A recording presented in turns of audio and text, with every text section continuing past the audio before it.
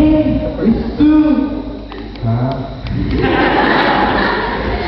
เจ้าเห็นคนนี้ไหมเห็นครับ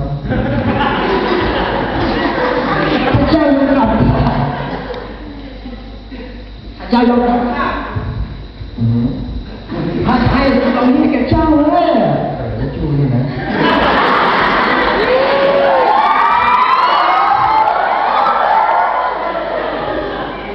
ปวดอึนะเอาทำไมอ่ะชั่วโมงหิว40 วันแล้วเนี่ยถ้าเจ้าหิวถ้า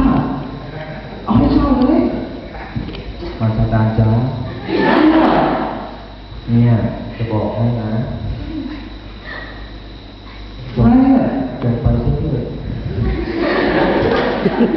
จงไปเสียเจ้ามาสตาร์ทำไมอ่ะ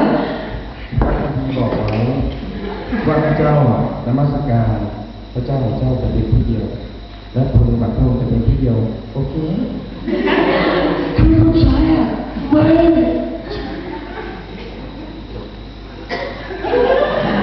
ไปสิเขาไล่แล้วอยู่ทำไมเขาหลังมาเอาคืน